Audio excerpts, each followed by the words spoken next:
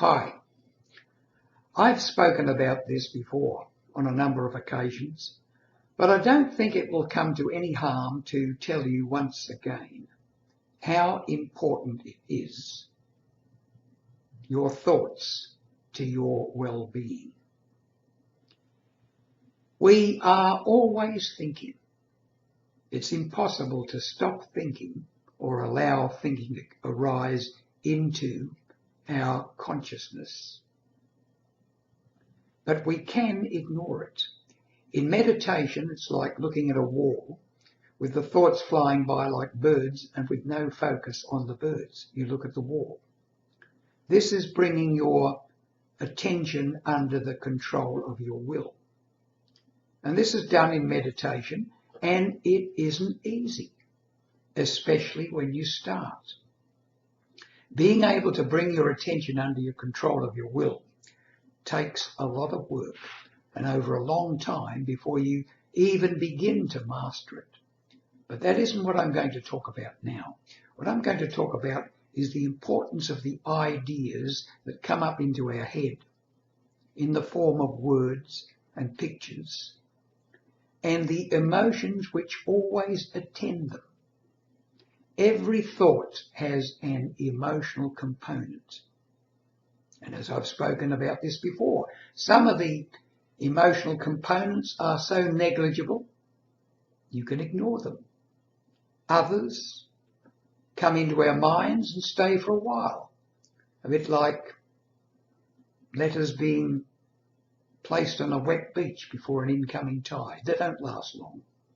But others are like letters or words chiseled in granite. They stay with us all the time.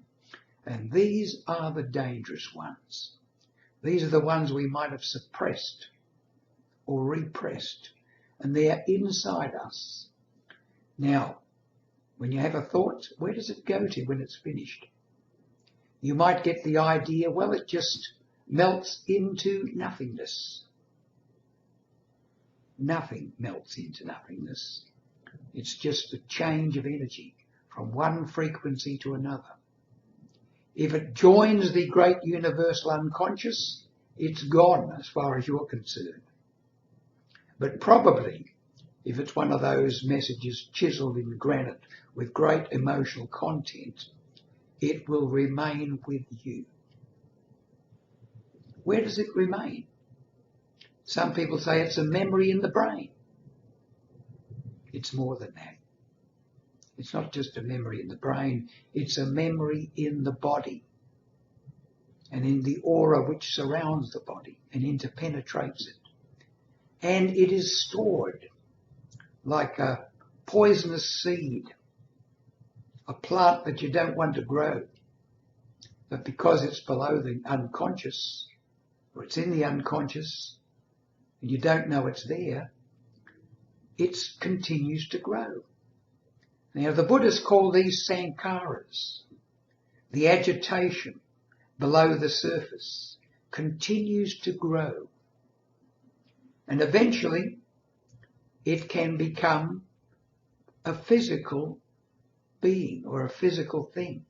It comes out of the seemingly unconscious and gradually manifests, dropping down in frequency until it precipitates out as some sort of illness. Often a mental illness at first, which can degenerate into a physical illness. Now, you've probably heard that grief sustained over a long period of time, or hatred sustained over a long period of time, can eventuate in an illness like cancer. Therefore, it behooves us, if we can, to try to rid ourselves of these deeply held, unconscious, emotional contents, which can cause us so much harm. Vipassana meditation is one way to do that. I've been into meditation now, Vipassana meditation, now for 36 years. I won't say I've got rid of all the content, all the bad content, but I can tell you this. I feel a lot lighter, a lot more loving, a lot more being human now than I did when I started. But this isn't a video advocating Vipassana meditation. It's one of explanation. Watch your thinking. Be aware of it. I know it's not easy. You have certain habits of thinking. You need to change the habits of your thinking if you are not a happy person. If you're not a happy person, why aren't you? It's what's held within, not what comes to you from without. That's just the stimulus. That's just the trigger, triggering what's inside you. Get rid of the gunk. Get rid of the sankharas inside of you. And gradually you'll lighten up. Gradually, you'll love yourself more. Gradually, you'll love the world and God's creations more.